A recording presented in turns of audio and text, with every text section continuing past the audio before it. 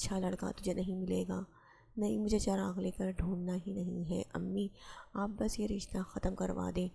وہ نہیں جانتی تھی کہ اس کے پیچھے کھڑا ولید اس کی تمام باتیں سن چکا ہے۔ وہ غصے سے آگ بگولا ہوتا گھر سے ہی نکل گیا تھا۔ نعیم اور فہیم صاحب دونوں بھائی تھے۔ نعیم صاحب بڑے بھائی تھے، ان سے 5 سال چھوٹے فہیم صاحب تھے۔ نعیم صاحب کی شادی ان کی والدہ نے اپنی بھانجی صبیحہ خاتون سے کروائی تھی، جو بے انتہا حلیم طبیعت کی صابر و شاکر خاتون تھی۔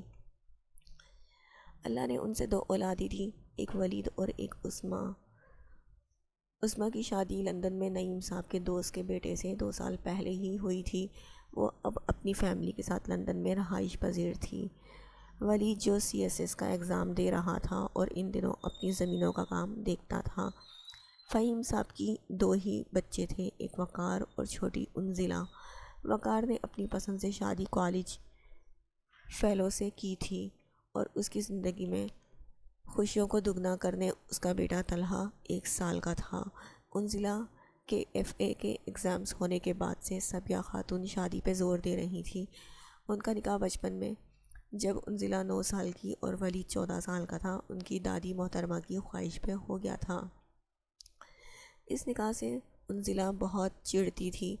وہ گاؤں کی زندگی کو پسند نہیں کرتی تھی اور اس کی نظر میں ولید کا زمینوں کو سنبھالنا، کھیتی باڑی کرنا بھلا کوئی پیشہ تھا، جس کی وجہ سے وہ یہ رشتہ ختم کروانا چاہتی تھی۔ ولید ان دنوں اپنے کسی قانونی کام کی وجہ سے شہر آیا ہوا تھا۔ یہاں اپنے چچا جان فہیم کے گھر رکا ہوا تھا اور اس نے یہاں انزلہ کے نادر خیالات سن لیے تھے۔ وہ انزلہ کو بچپن سے چاہتا تھا اور جب سے نکاح کے بندھن میں وہ بندھے تھے، اس کا یہ پیار اور بڑھ گیا تھا، لیکن کون انزلہ کو سمجھائے جو اس رشتے کے لیے راضی ہی نہیں تھی۔ روشنا خاتون نے اپنی بیٹی انزلہ کی نادر خیالات فہیم صاحب کو رات میں بیان کر دیے۔ فہیم صاحب نے رات میں انزلہ کو اپنے کمرے میں بلوا بھیجا۔ یہ میں کیا سن رہا ہوں انزلہ، ہمارے لاڈ پیار کا تم نے یہ نتیجہ دیا ہے کہ تم بڑوں کے فیصلوں کے خلاف جانے لگ جاؤ۔ تمہارے اور ولید کے نکاح کا فیصلہ تمہاری دادی محترمہ کا تھا اور ہم اپنی ماں کے فیصلے کے خلاف نہیں جا سکتے۔ تمہیں اپنا دماغ بنانا ہوگا۔ تمہاری اب رخصتی ہو جانی چاہیے۔ لیکن بابا جان، دادی جان کو یہ فیصلہ صحیح لگا ہوگا۔ وہ یہ نہیں جانتی تھی کہ آج کل کی نسل کیسے دماغ کی ہوگی۔ آپ سمجھنے کی کوشش کریں میرے پیارے بابا جان، میں نے ساری زندگی شہر میں گزاری ہے، وہاں گاؤں کے ماحول میں مجھے ایڈجسٹ کرنا مشکل ہوگا۔ اور ولید بھلا کرتا ہی کیا ہے، کھیتی باڑی، مجھے اعتراض ہے اس کے کام سے۔ تو بیٹا اب یہ بھی تو دیکھو کہ وہ CSS کے امتحان دے رہا ہے، جب کامیاب ہوگا تو ایک اچھی پوسٹ پہ لگ جائے گا۔ ابھی وہ اپنے ابو کا ہاتھ بٹاتا ہے۔ ہماری اپنی پرکھوں کی زمینیں ہیں، کوئی ایسے تو نہیں چھوڑ سکتے انہیں برباد کرنے کے لیے۔ اور کوئی بھی کام چھوٹا بڑا نہیں ہوتا، سمجھی تم؟ اب جب یہاں بھابھی تاریخ کی بات کریں گی تو میں تاریخ دے دوں گا۔ تمہیں اعتراض نہیں ہونا چاہیے، جاؤ آرام کرو۔ وہ پیر پٹکتی اپنے کمرے کی طرف بڑھ گئی تھی۔ اسے بے انتہا غصہ آ رہا تھا ولید پہ۔ اس نے ولید سے بات کرنے کا سوچا۔ وہ ولید سے کسی کے سامنے بات نہیں کر سکتی تھی، اسے ایک موقع چاہیے تھا اور وہ موقع اسے 2 دن بعد ہی میسر آ گیا۔ جب بھابھی چھوٹے حمزہ کے ساتھ اپنے میکے 2 دن کے لیے گئی ہوئی تھی اور بھائی اپنے بزنس ٹور کے سلسلے میں آؤٹ آف سٹی تھے، ولید اپنے کمرے میں سو رہا تھا اور امی محلے میں میلاد میں گئی ہوئی تھی۔ بہت تیزی سے اٹھی وہ اور اپنا دوپٹہ سنبھالتی ولید کے کمرے میں انٹر ہو گئی۔ ولید جو ابھی ابھی نیند سے جاگا تھا اور بیک گراؤنڈ سے ٹیک لگا کے بیٹھا اپنا موبائل چیک کر رہا تھا، اس کے کمرے میں انٹر ہونے پر اسے دیکھنے لگا۔ تم یہاں کیا کر رہی ہو؟ تمہیں میرے کمرے میں نہیں آنا چاہیے تھا۔ کیوں؟ ویسے تو سب کہتے ہیں کہ میں آپ کے نکاح میں ہوں، تو بیوی بھلا اپنے شوہر کے کمرے میں کیوں نہیں آ سکتی؟ ابھی ہماری رخصتی نہیں ہوئی ہے، سمجھنے کی کوشش کرو انزلہ۔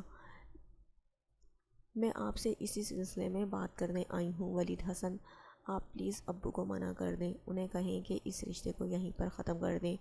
میں آپ سے شادی نہیں کر سکتی۔ وہ جانتے ہو نا، اگر کسی کو پتہ چلا تو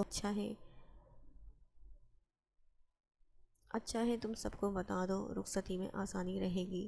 بہرحال اپنے دماغ سے نکال دو کہ میں تمہیں کسی صورت بھی چھوڑوں گا، جا کے رخصتی کی تیاری کرو۔ وہ اپنا دوپٹہ سنبھالتی تیزی سے کمرے سے باہر نکلی تھی۔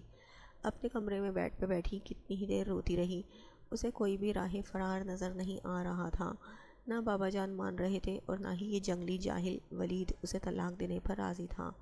رات میں ولید کی ماں کا فون آیا تو ولید نے انہیں رخصتی کی تاریخ لینے کا کہا۔ وہ تو پہلے ہی چاہتی تھی کہ اپنی تنہائی دور کرنے کے لیے ولید کی شادی کر دے۔ بہو آئے گی، گھر میں رونق لگے گی، آگے اولاد ہوگی، بچے ہوں گے، گھر کی اداسی ویرانی دور ہوگی۔ وہ خوش ہو گئی۔ انہوں نے جلد آنے کا کہا۔ تاریخ کے لیے دوسرے دن صبح روشنا خاتون کو کال کی اور تاریخ کے سلسلے میں پوچھا۔ روشنا خاتون نے فہیم صاحب سے پوچھ کے بتانے کا کہا اور کچھ ادھر ادھر کی باتیں کر کے فون بند کر دیا۔ فہیم صاحب سے جب روشنا خاتون نے ذکر کیا کہ صبیحہ خاتون تاریخ رکھنے کے لیے آنا چاہتی ہیں تو وہ راضی خوشی تیار ہو گئے۔ وہ بھی اب اپنے فرض سے فارغ ہونا چاہتے تھے۔ بھابھی کو کہو کسی بھی ٹائم آ جائیں تاریخ لینے کے لیے، ان کا اپنا گھر ہے۔ یہ بات جب انزلہ کو پتہ چلی، وہ جل کر راکھ ہو گئی۔ اسے کوئی بھی راستہ نظر نہیں آ رہا تھا سوائے سمجھوتہ کرنے کے۔ 2 دن بعد ہی ولید اپنی ماں کو لینے کے لیے گاؤں روانہ ہو گیا۔ اسی ہفتے میں وہ اپنی ماں کے ساتھ دوبارہ چچا کے گھر حاضر تھا۔ صبیحہ خاتون جو انزلہ کو 5 سال بعد دیکھ رہی تھی، ان کا یہاں آنا نہیں ہو سکا تھا اور انزلہ گاؤں کے نام سے دور بھاگتی تھی۔ یہی وجہ تھی کہ 5 سال سے صبیحہ خاتون نے انزلہ کو نہیں دیکھا تھا۔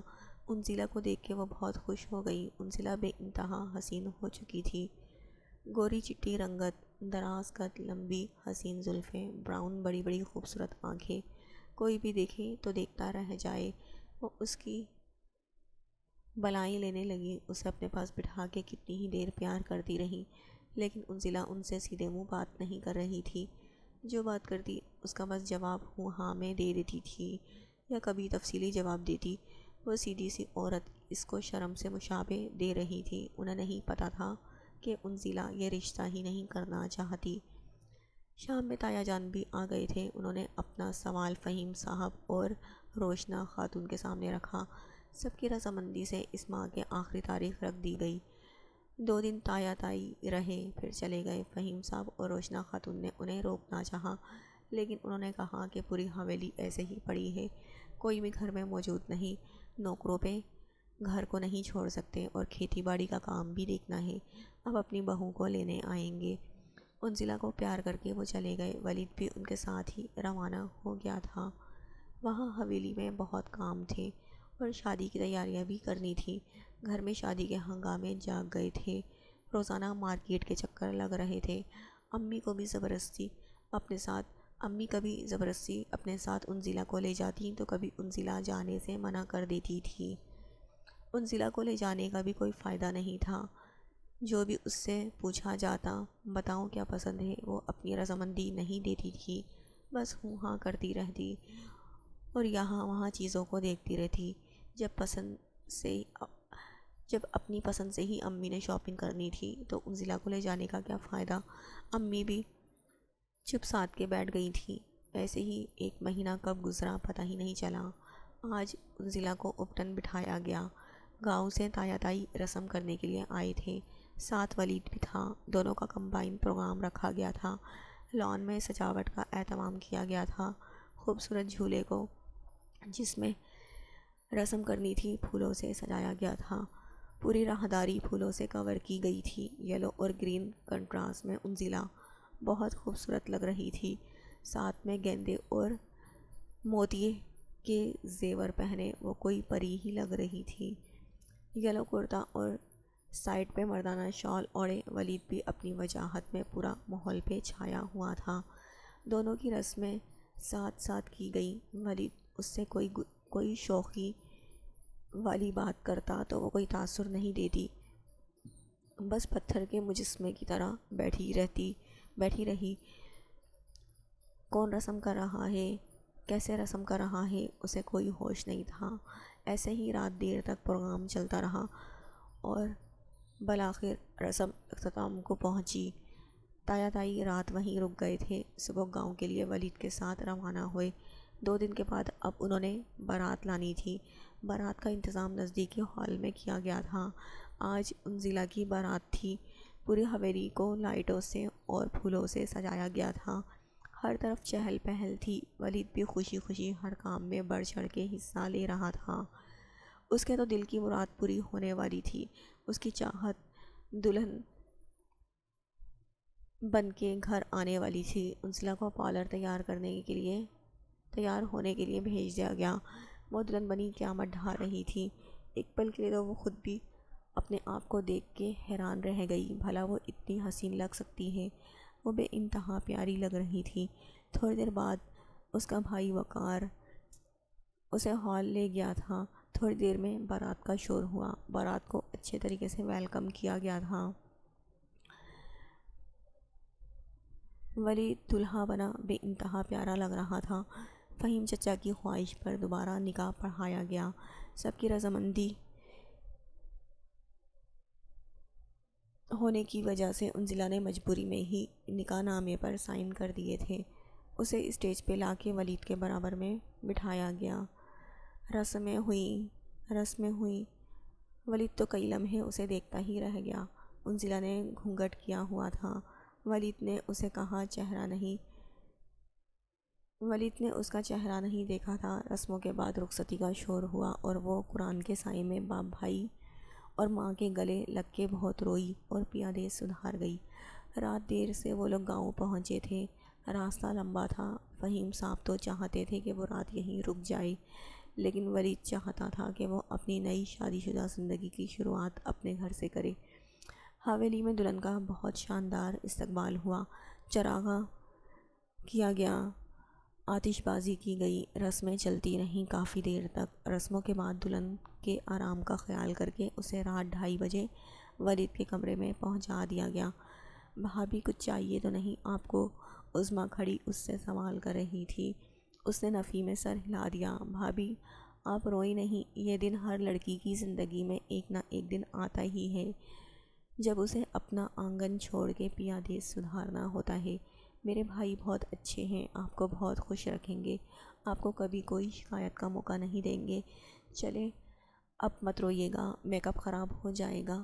وہ ٹشو سے اس کے آنسو صاف کرتے اس کا میک اپ درست کرنے لگی۔ عظمیٰ کے کمرے سے جانے کے بعد وہ اپنا لہنگا سنبھالتی بیڈ سے اٹھی۔ بھلا میری کون سی مرضی اس شادی میں شامل ہے جو میں بیٹھ کے دلہے صاحب کا انتظار کروں؟ وہ ڈریسنگ مرر کے سامنے کھڑی اپنا دوپٹہ پنوں سے آزاد کرنے لگی۔ ولید اپنے دوستوں کو رخصت کرتا روم میں داخل ہوا۔ وہ جو یہ سمجھ رہا تھا کہ دلہن بیڈ پہ بیٹھی اس کا انتظار کر رہی ہوگی، اسے مرر کے سامنے کھڑے اپنے زیورات کو اتارتے دیکھنے لگا۔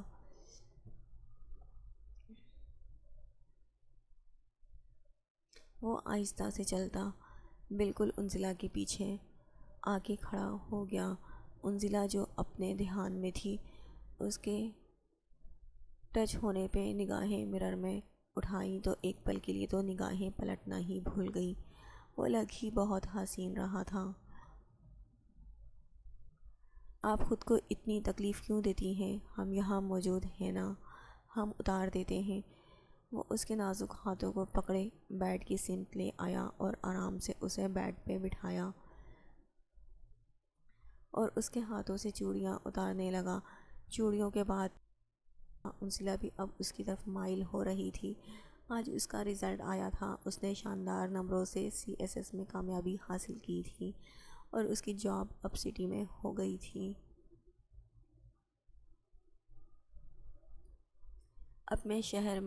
اب ہم شہر میں رہیں گے۔ تم شہر میں زندگی گزارنا چاہتی تھی نا، میری جاب اب شہر میں ہو گئی ہے۔ تم خوش ہو نا؟ ہاں میں بہت خوش ہوں، مجھے صرف آپ کے ساتھ گاؤں میں رہنے پر اعتراض تھا، میں یہاں نہیں رہنا چاہتی تھی۔ اب سب ٹھیک ہے، میں آپ کی کامیابیوں کے لیے بہت خوش ہوں۔ اور یوں وہ راضی خوشی اپنی زندگی گزارنے لگے۔